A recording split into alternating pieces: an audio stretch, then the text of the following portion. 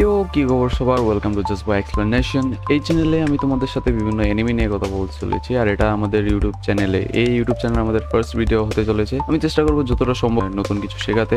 তাহলে তুমি যদি এনিমি লাভার হয়ে থাকো, পাক্কা এনিমি লাভার, চ্যানেলটা সাবস্ক্রাইব করো আর বেল আইকনে ক্লিক করে রাখো যাতে কোনো আপডেট মিস না হয়। চলো শুরু করা যায়।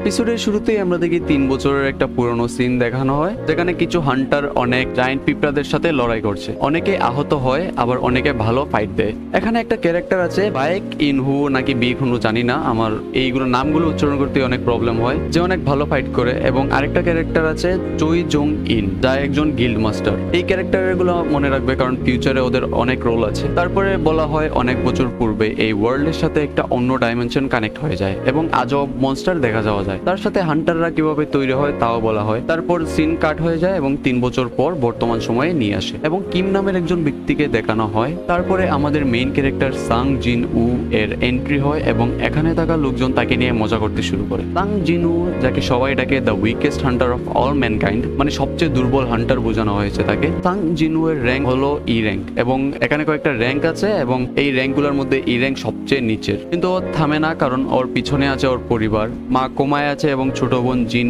আ পড়াশোনা করে। জিন ও ডানজনে যায় শুধু টাকা ইনকামের জন্য, নিজের জীবন বাজি রেখে, কারণ তার ফ্যামিলি চালাতে হয় তাকে। তারপর তার সাথে দেখা হয় লি জোহি নামের একটা মেয়ের সাথে।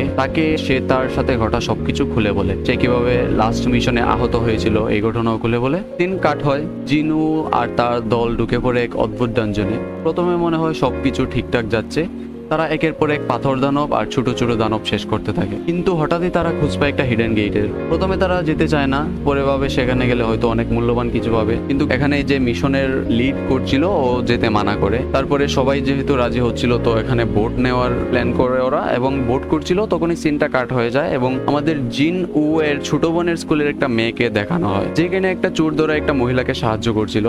এই ক্যারেক্টারের নাম হলো চাহি ইন। আমি জানি না সঠিকভাবে উচ্চারণ করতে পারছি কিনা, আর এটা আমার প্রথমবার, তো সবাই একটু মাফ করবেন। এই ক্যারেক্টারটা অনেক ইম্পর্টেন্ট একটা ক্যারেক্টার এবং ফিউচারে অনেক রোল আছে, তো ট্রাই করবে এই নামটাও মনে রাখার। এবং যেই না তারা ডানজনে ঢুকলো, বোট শেষে তারা সবাই ডানজনে ঢুকার সিদ্ধান্ত নেয়। সবার সামনে খোলা হয় একটা ভয়াবহ মন্দিরের ডানজন। মন্দিরের মধ্যে ঢুকতেই তারা দেখতে পায় বিশাল পাথরের মূর্তি চারপাশে, আর দেয়ালে লেখা ছিল 3টা ভয়াবহ নিয়ম। গডের কাছে নমস্য হও, মানে মাথা নিচু করে থাকো, গডের প্রশংসা করো, গড চলে যাওয়ার আগে মন্দির ছেড়ে যেও না। তখন একজন রুলগুলা পড়ছিল, জহি তখন খেয়াল করে একটা মূর্তি তাদেরকে দেখে যাচ্ছিল।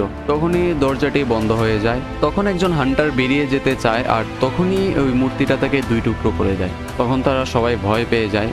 আর এই সময় জিনহু চিন্তা করতে থাকে যে ডি র্যাঙ্ক ডানজনে এরকম বস্তু কিভাবে থাকতে পারে, এবং মূর্তির চোখ নড়ে ওঠে এবং এই একটা অস্থির সিনের সাথে এপিসোড 1 শেষ হয়ে যায়। তো এটা আমার প্রথম এক্সপ্লেন একটা ভিডিও, তো জানি না কতটুকু সঠিকভাবে এবং উচ্চারণগুলো কিরকম হয়েছিল। তো যদি কোনো ভুল ত্রুটি থাকে তো অবশ্যই কমেন্ট করে জানাবেন যে কিভাবে ইমপ্রুভ করা যায়। তো কেমন লাগলো আমাদের ভিডিওটি অবশ্যই আমাদের কমেন্ট করে জানিয়ে দেবে, এবং ভিডিওটি ভালো লাগলে অবশ্যই একটা লাইক করে দেবে, এবং যদি এরকম আরও বিভিন্ন ভিডিও দেখতে চাও তাহলে অবশ্যই চ্যানেলটিকে সাবস্ক্রাইব করবে। এবং সামনে আরও সোলো লিভিং এর সব এপিসোড আসতে চলেছে। তো take care, bye bye, see you in the next video.